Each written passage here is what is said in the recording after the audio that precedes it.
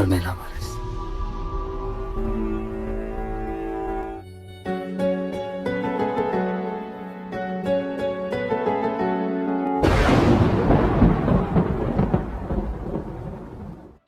Assalamualaikum warahmatullahi wabarakatuh. Kali ini gua akan review film India berjudul Marjapan yang memiliki arti aku akan mati. Waduh, akan mati.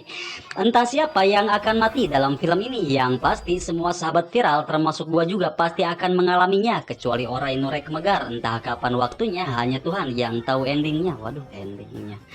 Terlepas dari itu, mau hidup ataupun mati, kita semua tentu berharap semoga husnul khotimah dan senantiasa dalam rahmat Tuhan yang Maha Esa. Amin. Film Marjapan ini pada versi fullnya memiliki durasi sekitar 2 jam 13 menit. Pembuatan film ini menghabiskan 9.451.603.748 rupiah. Film yang bergenre action dan romantis ini disutradarai oleh Marjapan dan diterbitkan pada tanggal 15 bulan November tahun 2019 Kamari. Soal kualitas film India ini memang sangat bagus dan memiliki WebDL yang biasanya memakai resolusi 720p atau 1080p. Tapi sayangnya film dari negara India yang sangat keren ini memiliki rating rendah, yaitu hanya 3,7 di Internet Movie Database. Padahal film India Marjapan ini dibintangi oleh artis-artis tampan dan cantik, yaitu Rakul Preet Singh, Ritesh Deshmukh, Siddharth Malhotra, dan Tara Sutaria. Entah apa penyebab yang menjadikan rendahnya, mungkin bisa jadi karena isi film ini terlalu over kefanatikan sehingga kurang banyak diminati sebagian kalangan. Tapi secara pribadi setelah nonton versi fullnya, gua sangat suka sekali dengan film ini. Dan andai kata umpamanya misalkan film ini bisa ditayangkan di bioskop dan bukan di TV, gua yakin pasti lu semua borong juga tiketnya. Waduh, tiketnya. Tapi buat apa buang-buang duit ke sana? Mending kalian nonton bareng di HP aja yang simple. Dan untuk yang ingin melihat versi fullnya, nanti gua kasih tahu caranya di bagian akhir video setelah lu semua menyimak ini sampai selesai. Waduh. Rangkuman film Marjapan ini tertuju pada kehidupan seorang pria yang menikmati hidup, menemukan cinta sejatinya sehingga mereka berpisah selamanya karena kejahatan di wilayahnya. Untuk memperpanjang waktu, gua akan lanjutkan ke alur ceritanya setelah intro dulu.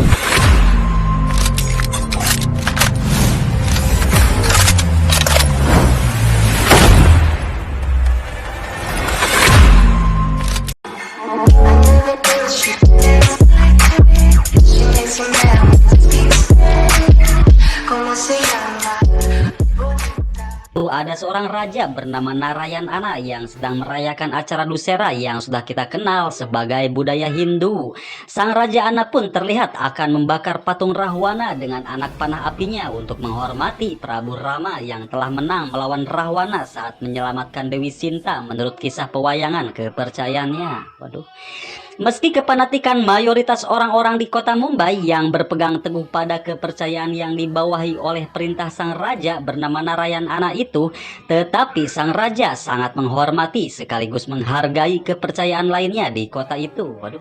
Sang Raja Ana yang tanpa mahkota itu sangat dihormati dan disegani oleh masyarakat di kotanya dari berbagai kepercayaan golongan yang berbeda. Dan sang raja sangat religius serta berpegang teguh terhadap keyakinannya.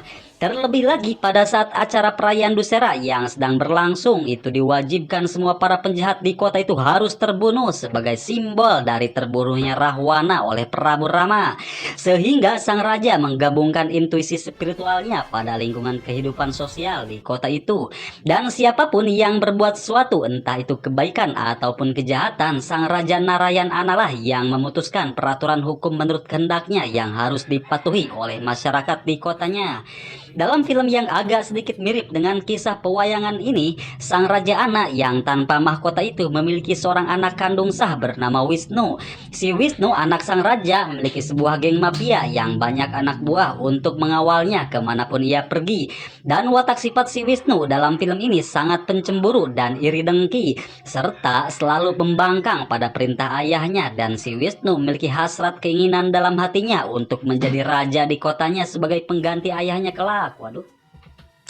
Dan sang Raja Ana juga memiliki anak angkat seorang pria yatim piatu tampan bernama Ragu yang telah sang raja temukan di sebuah selokan saat si Ragu sedang terbaring hampir tewas akibat peperangan di kotanya. Sampai sang raja membawanya untuk dipelihara sekaligus digembleng ilmu spiritual sesuai keyakinan sang raja. Dan sang Raja Ana memberikan simbol tato pada satu tangan kanan jari-jari si Ragu yang berlambangkan gambar 4 kepercayaan, yang menurut sang raja simbol tersebut dianggap memiliki makna yang lebih bijak menurutnya. Selama pengabdian si Ragu pada sang Raja Ana di istana 10 lantai kuil itu, terlihat watak ketulusan hati si Ragu terhadap pengabdiannya. Lalu sang raja pun menjadikan si Ragu sumber kekuatan sebagai senjata bagi dirinya untuk memperkuat peraturan yang dia buatnya. Meskipun si Ragu memiliki simbol 4 kepercayaan yang dia pegang teguh itu, dia tetap tunduk dan patuh pada perintah sang Raja Ana yang dia anggap sebagai ayah angkatnya itu. Sang raja berpesan pada si Ragu untuk tidak memberikan hidup dan cinta kepada siapapun kecuali hanya untuk setia dalam pengabdian terhadap diri sang raja yang telah menyatu dengan Sang Hyang Manon. Jika ia melanggarnya, maka jalan kematianlah yang harus si Ragu tempuh sebagai tebusan hidupnya. Waduh, si Ragu juga memiliki 3 orang teman laki-laki berbeda kepercayaan yang selalu setia menemani kemanapun si Ragu pergi. Mereka bernama Gopi, Syafi'i, dan Mazhar. Mereka berempat sebagai sahabat yang sangat setia serta memegang teguh kepercayaannya masing-masing. Background si Ragu sendiri sebelum terikat sang raja, kehidupannya dia itu selalu penuh dengan kebebasan dan kenikmatan. Karena kebiasaan hidupnya yang agak sulit untuk dihilangkan, tanpa sepengetahuan sang Raja Ana, ia memiliki seorang pacar wanita cantik bernama Arzu yang dia temui di sebuah bar. Wanita itu mempunyai seorang adik perempuan bernama Payal. Si Arjo cantik itu bekerja sebagai pelayan sebuah bar malam miliknya sendiri di bawah pengawasan sang raja di kota itu yang diisi hiburan berbagai tarian untuk melayani para tamunya. Waduh. Di siang hari saat sedang perayaan acara Dussehra yang mengharuskan semua kejahatan sirna, sang Raja Ana yang sangat peduli terhadap lingkungan masyarakatnya, dia menelpon seorang mafia tanker ilegal di kotanya bernama Gaitnot yang sedang merampas pasokan air milik masyarakat di kotanya. Si raja meminta si Gaitnot untuk mengembalikan air milik masyarakat miskin karena kota itu sedang mengalami kekurangan air untuk masyarakatnya. Si Gaitnot tak mau menuruti permintaan sang raja di kolonel itu. Ia malah mengancam sang raja karena dianggap telah berani menghalangi jalan bisnisnya. Maka dia mengerahkan para anak buahnya untuk membunuh sang Raja Ana. Sang Raja Ana yang menjadi pelayan masyarakat sekaligus sangat berpengaruh disegani dan ditakuti di kotanya itu, tidak memiliki rasa takut pada siapapun termasuk pada hukum negaranya itu. Lalu dia memerintahkan si Ragu sebagai anak angkatnya sang raja yang sebagai kekuatan senjatanya itu untuk mengambil tanker air dari tangan si Gaitnot demi kepentingan masyarakat miskin di Mumbai, India itu.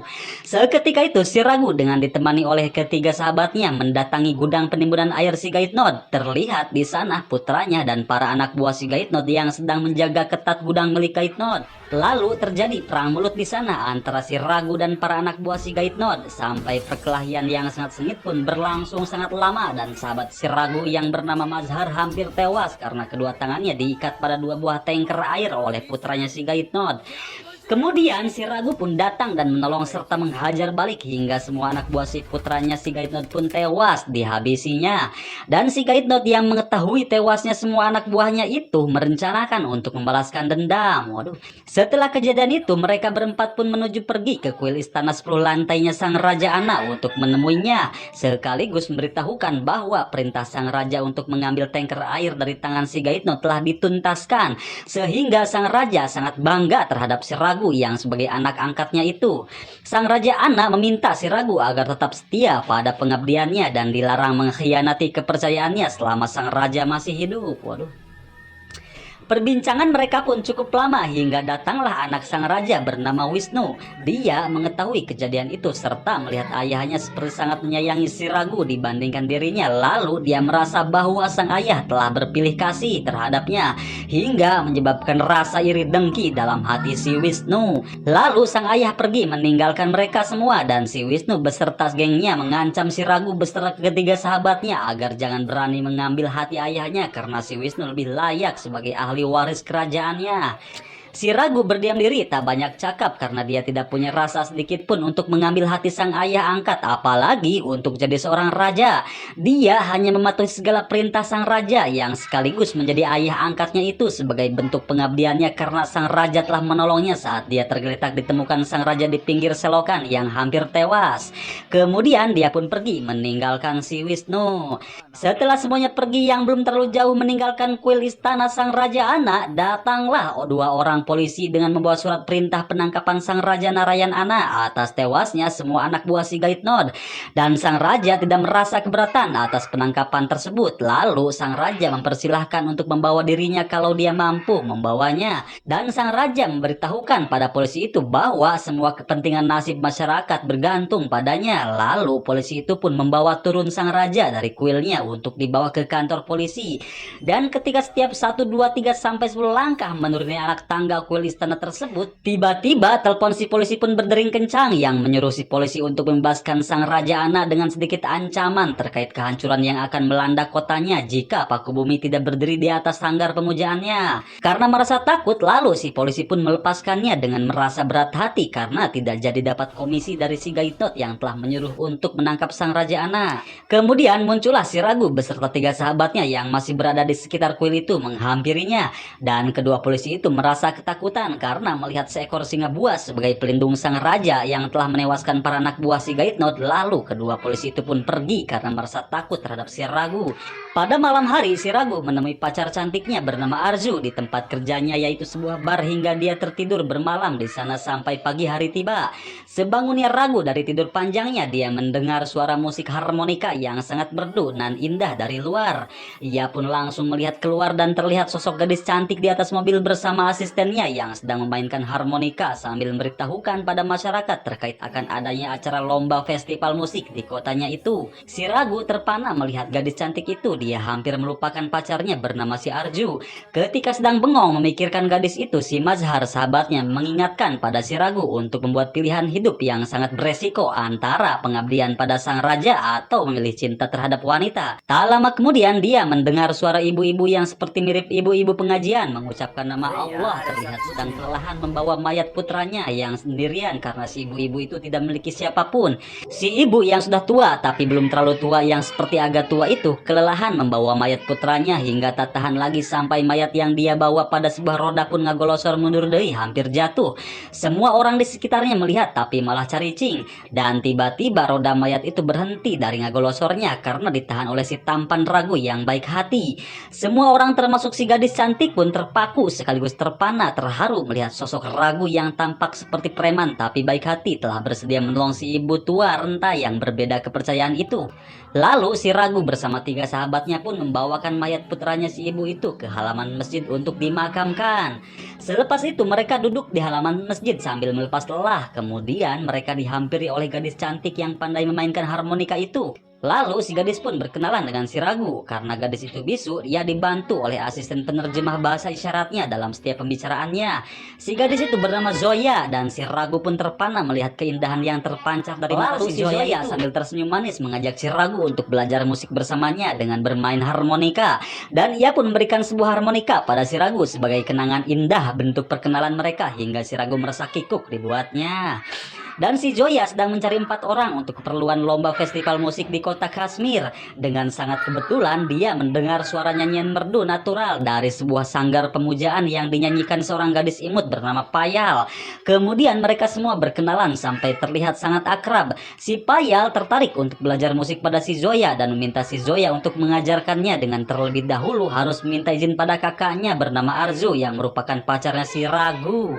Kemudian Zoya meminta izin pada si Arju, kakaknya si Payal itu, atas permintaannya untuk belajar musik. Namun sayangnya si Arju tidak mengizinkan si Payal untuk belajar musik pada si Zoya.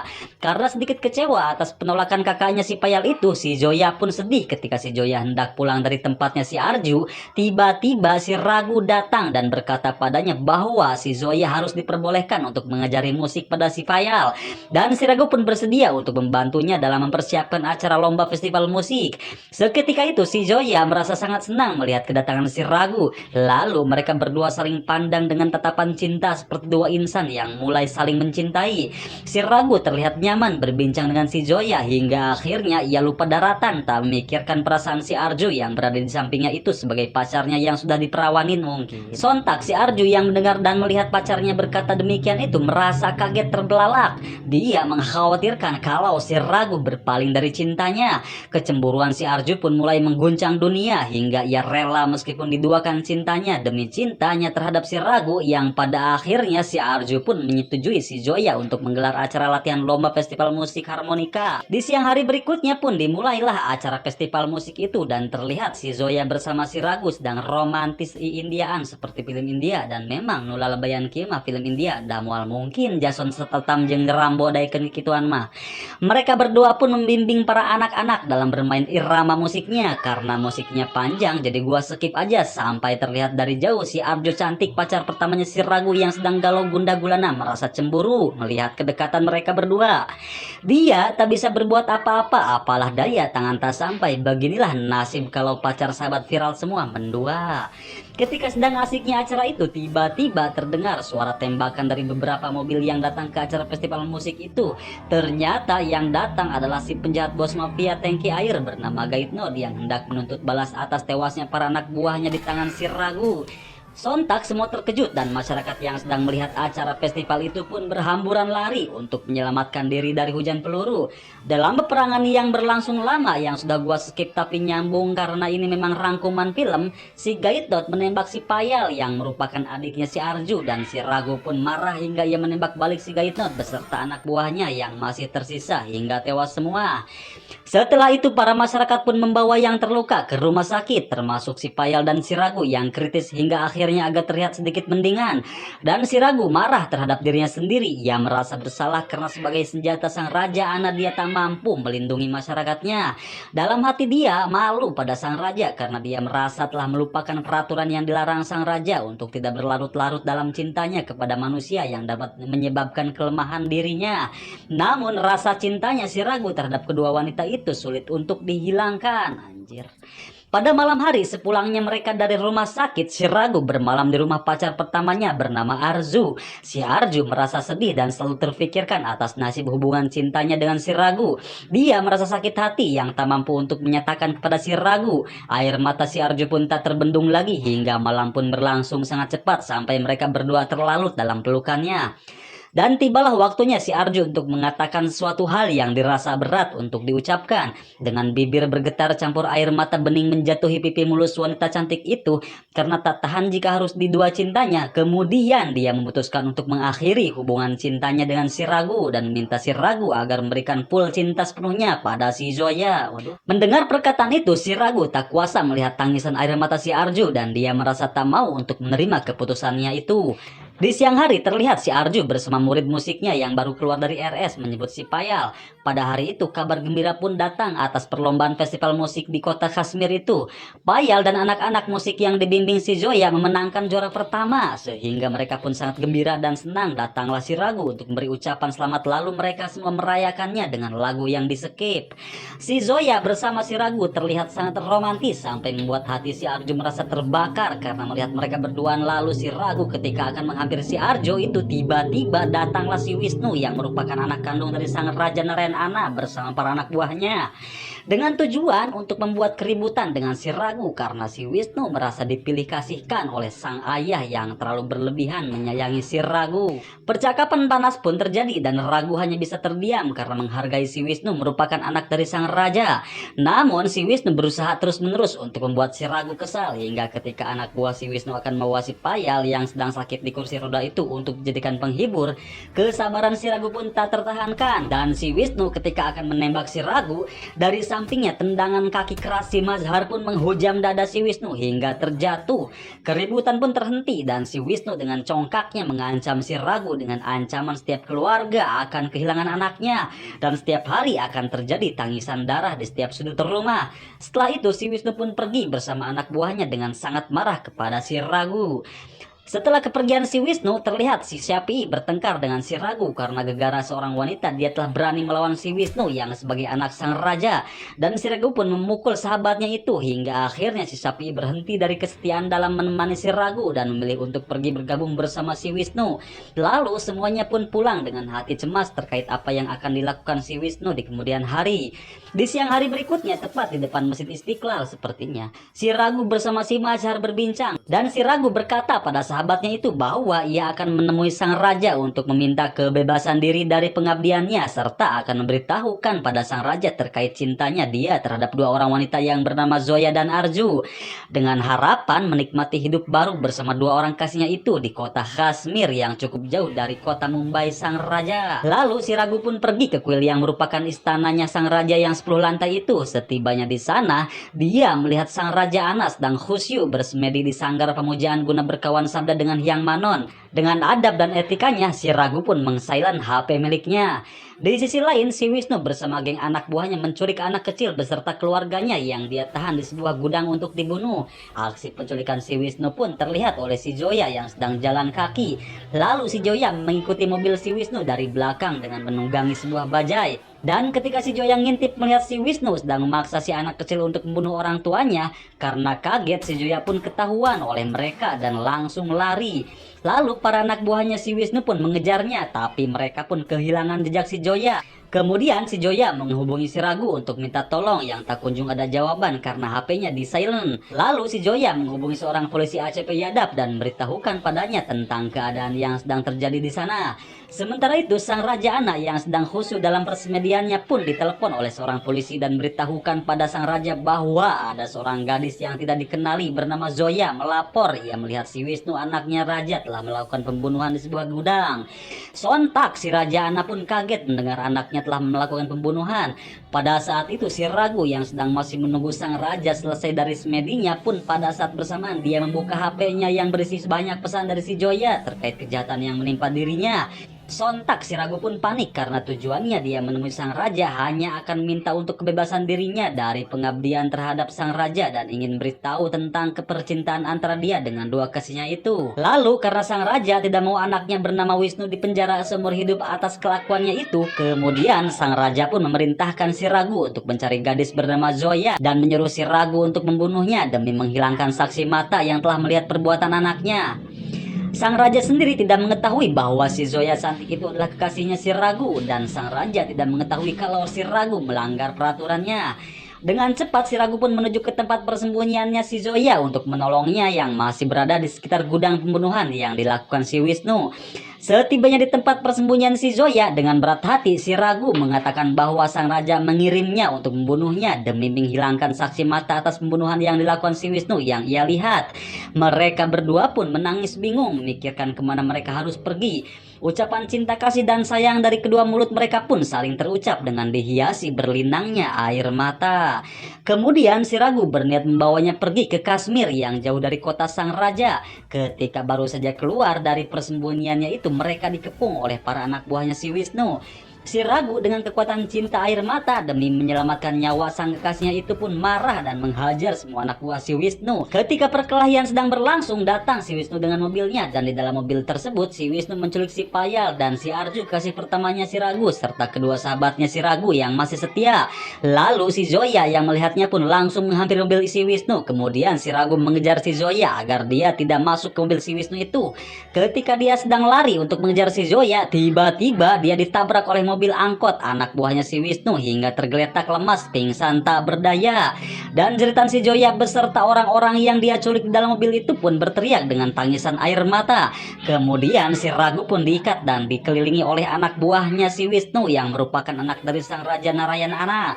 Terlihat di sana semua masyarakat berkumpul menyaksikan kejadian itu. Si Arjo dan si Zoya yang merupakan kekasihnya si Ragu pun tak kuasa menahan tangis. Serta kedua sahabat si Ragu pun diikat untuk dibunuh yang tak mampu untuk menolongnya. Si Ragu yang hatinya hancur atas kemalangan hidupnya itu sudah tak mampu berbuat apa-apa dan dia pun hanya bisa pasrah. Kedua kekasihnya pun Arjo dan Zoya mengalami nasib yang sama, semua dalam ambang pintu kematian tangan si Wisnu. Semua masyarakat yang jadi saksi mata pun hanya bisa berdiam berdiam diri karena takut terhadap si Wisnu. Kejahatan yang tanpa sepengetahuan ayahnya itu, si Wisnu yang merasa putus asa karena perbuatan kejahatannya telah diketahui si Zoya yang sudah memberitahukan pada polisi, sehingga jika sampai si Wisnu di penjara, maka pemerintahan sang raja ayahnya yang bernama Narayan Ana pun akan hancur. Lalu ketika si Wisnu akan menembak si Ragu, tiba-tiba ayahnya datang, yaitu sang raja Narayan Ana. Sang raja yang sangat menyayangi si Ragu dibandingkan anaknya itu melarang dan menghentikan si Wisnu untuk tidak membunuh si Ragu. Meskipun begitu, sang raja tetap melindungi si Wisnu dari hukuman penjara seumur hidup yang akan membuatnya malu. Akhirnya sebelum polisi datang untuk melihat kenyataan yang sesungguhnya, dengan segera sang raja Ana pun memberikan dua pilihan sebagai tebusan pada si Ragu dalam melaksanakan perintahnya, antara membunuh si Zoya dan semuanya hidup atau membiarkan si Zoya hidup tapi semuanya mati. Semua orang di sekelilingnya pun mendengarkan pilihan yang diberikan sang raja terhadap si Ragu. Dengan sangat berat menghadapi pilihan itu, hati si Ragu tidak memilih keduanya. Dia sangat mencintai si Zoya dan si Arju. Dia pun menginginkan semua sahabat setianya hidup. Dia malah meminta pada sang raja hanya dirinya sajalah yang harus mati demi mereka semua. Tapi karena si Zoya yang sangat mencintai si Ragu lebih dari apapun termasuk nyawanya, dia tak mau jika si Ragu harus mati. Akhirnya dengan tulus si Zoya memaksa si Ragu untuk membunuhnya. Dan pelatuk pistol pun ditekan si Zoya hingga akhirnya si Zoya sendirilah yang menekan pelatuk pistol itu hingga mati demi cintanya terhadap si Ragu. Semua yang menyaksikan kematian si Zoya, si Arju sendiri kekasih pertamanya si Ragu merasa haru dengan kegigihan cinta mereka berdua. Dan si Ragu pun tenggelam dalam larutan cinta si Zoya yang terbawa mati. Hingga akhirnya si Ragu dia dibawa oleh polisi dan hukuman penjara pun ditangguhkan padanya hingga masa penahanan diputuskan. Penyelidikan kematian si Zoya pun diselidiki untuk memastikan kematian si Zoya antara bunuh diri atau ditembak oleh si Ragu. Lalu mayat si Zoya pun dimakamkan dan si Arju kekasih pertamanya pun dibebaskan beserta semua sahabatnya. Begitulah simbol pengorbanan cinta sejati. Cinta tidak hanya ucapan bibir saja, tapi harus berani berkorban untuk membuktikan seberapa besar cintanya kita terhadap sesuatu itu. Maka pembuktian cinta bisa diukur dengan seberapa besarnya pengorbanan. Setelah kejadian itu, selama si Ragu ditahan di Nusa Kambangan, di kota Mumbai yang masih dipimpin oleh sang Raja Narayana Ana, terlihat si Wisnu merasa senang dan puas atas ketidakadaannya si Ragu di istana kuilnya itu. Dia merasa tidak ada yang akan mengambil hati ayahnya lagi dan perhatian sang ayah akan berfokus pada si Wisnu menurutnya. Namun hal itu tidak membuatnya puas. Rasa dendam si Wisnu terhadap si Mazhar, sahabat si Ragu yang pernah menendang dadanya si Wisnu itu tidak terlupakan. Sehingga si Wisnu mendatangi si Mazhar yang sedang melakukan ibadah di masjid untuk menyiksanya. Setibanya di halaman masjid itu, semua anak buahnya si Wisnu pun menyiksanya dengan tanpa perlawanan karena sedang melakukan sholat. Pukulan dan tendangan mereka pun terus mengenai tubuh si Mazhar sampai mereka memotong kakinya si Mazhar. Selama Ragu tidak ada, berbagai penyiksaan dan penindasan pun terjadi dilakukan oleh si Wisnu kepada semua sahabat terdekatnya si Ragu. Semua sahabat dan orang-orang yang merindukan si Ragu pun mendoakan agar si Ragu dibebaskan dari hukumannya. Di sisi lain, selama masa penangguhan tahanan si Ragu berlangsung, si Ragu terlihat berdiam diri, merenung dan membayangkan sosok kekasihnya yang telah tiada. Ketika dia larut dalam bayangannya, tiba-tiba datang para tahanan setempat memukulinya yang berusaha untuk membunuhnya atas perintah si Wisnu. Hingga terjadilah perkelahian di sana sampai para penjaga memisahkan keributan itu. Di malam hari berikutnya, di istana yang sekaligus kuilnya sang raja yang 10 lantai itu, si Wisnu dimarahi oleh ayahnya karena dia bertindak sewenang-wenang tanpa seizinnya. Dia telah berusaha untuk membunuh si Ragu di dalam tahanan yang masih dalam masa penangguhan. Si Wisnu menjelaskan pada sang ayah bahwa jika kurangnya bukti terkait matinya si Zoya, maka ia takut pada si Ragu jika dia bebas dari masa tahanan sementaranya nanti dikhawatirkan membalas dendam pada dirinya. Si Wisnu yang merasa tak terima karena ayahnya merasa masih membela si Ragu, yang menyebabkan si Wisnu memiliki rasa benci terhadap ayahnya, sehingga dalam hatinya ia akan merencanakan untuk membunuh sang ayah.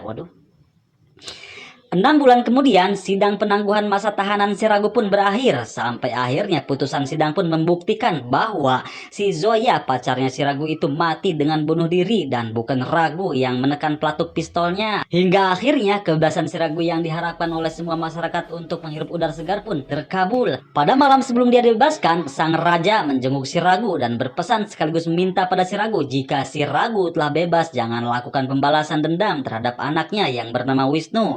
karena sang raja tak mau kehilangan anaknya selagi sang raja masih hidup. Dia hanya diperbolehkan si Ragu membalaskan dendamnya pada si Wisnu jika sang raja telah tiada. Si Ragu yang sangat masih setia pada sang raja pun menuruti perintahnya itu, dan si Ragu menyimpan dendamnya pada si Wisnu sampai waktunya tiba. Si Wisnu yang telah mengetahui putusan kebebasan si Ragu itu pun sontak, ia beserta anak buahnya pun kaget dan mereka bersiaga untuk membunuh si Ragu karena mereka berpikir si Ragu akan membalaskan dendam padanya. Meski telah bebas pun si Ragu masih terlihat lesu karena dia tidak bisa melupakan kematian si Zoya kekasihnya itu. Di depan pintu keluar tahanan pun dia diganggu oleh anak buahnya si Wisnu, tapi ia tak menghiraukannya. Lalu dia pun pulang ke istana sang raja Ana. Di sana terlihat semua anak buahnya si Wisnu sedang bersiaga untuk membunuh si Ragu. Tapi sang raja Ana melarang si Wisnu untuk membunuhnya jika si Ragu tidak menyerang duluan. Benar saja si Ragu karena telah menuruti perintah sang raja, dia tidak melakukan pembalasan pada si Wisnu. Dia hanya memberi hormat pada kuil istana sang raja. Setelah itu dia pergi meninggalkan istana untuk menuju ke tempat kekasih pertamanya, yaitu si Arju. Mereka berdua melepas kangen di sana dan si Arju cantik meminta mohon pada si Ragu agar membunuh si Wisnu karena selama dia tidak ada, si Wisnu telah menganiaya semua orang akibat kekesalannya terhadap dirinya. Setelah itu si Ragu berjalan menuju ke tempat sahabatnya untuk melihat keadaan mereka. Di perjalanannya dia diganggu oleh anak buah si Wisnu, tapi si Ragu tidak memberikan perlawanan karena dia teringat pesan sang raja yang melarangnya untuk membalas dendam. Di sisi lain, dalam kuil istana sang raja yang 10 lantai itu, si Wisnu merasa kesal terhadap si Ragu yang tak kunjung membuat perlawanan terhadap dirinya. Sekedap deui. Di sisi lain, dalam kuil istana sang raja, si Wisnu merasa kesal terhadap si Ragu yang tak kunjung membuat perlawanan terhadap dirinya. Hingga perbuatan si Wisnu itu pun diketahui ayahnya yang memarahi lagi si Wisnu karena terus-menerus mengusik kehidupan si Ragu. Lalu pertengkaran si Wisnu dengan sang raja yang merupakan ayahnya itu pun terjadi, sehingga si Wisnu kehilangan akal sehat sampai dia menemukan kesempatan untuk membunuh ayahnya itu yang telah ia rencanakan jauh-jauh hari.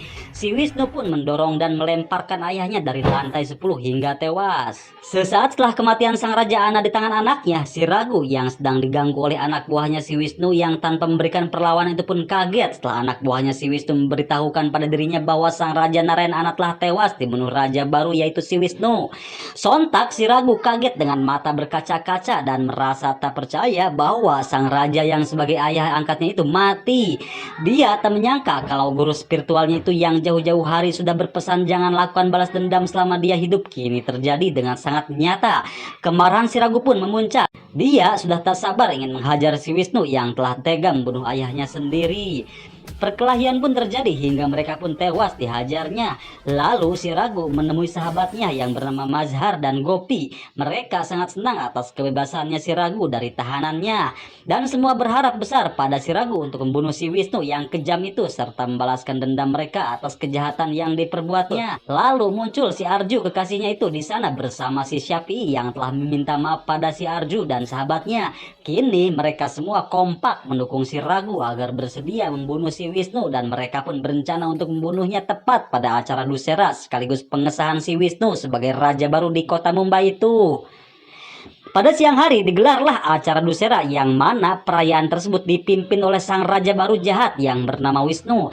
Semua masyarakat pun beramai-ramai menghadirinya. Dan ketika si raja jahat bernama Wisnu akan meluncurkan anak panah apinya untuk membakar patung Rahwana yang menjadi simbol kejahatan itu, tiba-tiba di atas patung tampak berdiri seorang pria tampan yaitu si Ragu untuk membalas dendam pada si Wisnu.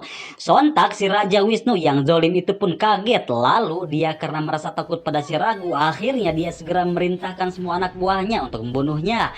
Dan perkelahian yang amat sengit pun terjadi. Kemarahan si Ragu pun tak dapat dibendung lagi. Hasrat ingin membunuh si Wisnu pun tercapai di saat yang tepat. Dendam yang selama ini ditahan pun terkabulkan sehingga semua anak buahnya si Wisnu pun tewas di tangannya. Tinggallah si Wisnu seorang diri yang berada di atas itu ngumpet. Si Ragu mendekatinya dan di atas sana si Wisnu menusuk dada si Ragu dengan anak panah apinya. Lalu si Ragu melemparkan si Wisnu dari ketinggian itu. Perkelahian mulut pun terjadi sejenak dan sosok Zoya yang selalu terbayang dalam mata si Ragu pun selalu hadir. Sehingga tepatlah di bawah patung Rahwana si Wisnu berdiri. Lalu dengan cepat si Ragu meluncurkan anak panah apinya untuk membakar patung Rahwana sehingga jatuhlah patung Rahwana itu menimpa tubuh kecil kecil si Wisnu yang menyebabkan kematian si Wisnu beraja jahat tersebut. Pada hari Dussehra itu merupakan momen bersejarah bagi masyarakat di kota Mumbai pada film ini karena musnahnya kejahatan beserta raja yang zolim dengan simbol patung Rahwananya yang terbakar di tangan seorang pria yatim piatu yang tulus. Semua masyarakat merasa bahagia dan bangga pada si Raghu yang telah melenyapkan kejahatan di kota Mumbai India itu. Tapi tak lama kemudian mereka semua tiba-tiba menangis dan merasa sedih yang sangat mendalam. Kesedihan pada hati semua sahabat serta masyarakat dan kekasihnya tak mungkin bisa merasakan kehidupan bahagia lagi bersama si Raghu. Mereka semua, khususnya si Arju yang sebagai kekasihnya yang masih hidup harus bisa mengikhlaskan atas takdir Sang Hyang Agung. Karena si Raghu sudah saatnya dia menyusul kekasihnya yang telah berbeda alam bernama Zoya. Kini si Raghu tak tahan menahan sakit akibat anak panah yang menancap di jantungnya sampai nyawa si Raghu sang pahlawan itu pun tak terselamatkan. Sehingga tibalah si Raghu menemui ajalnya sesuai ucapannya atas judul film ini, Marjapan, yang berarti aku akan mati. Beres? Pesan hikmah yang bisa diambil dari film ini versi gua adalah apabila ada seorang yang mencacimu atau menjelek-jelekanmu dengan aib yang ia ketahui ada padamu, maka janganlah kamu balas memburukannya dengan aib yang kamu ketahui ada padanya. Maka pahalanya untuk dirimu dan dosanya untuk dia. Sekian dulu dari gua dan nantikan video lainnya yang akan direview.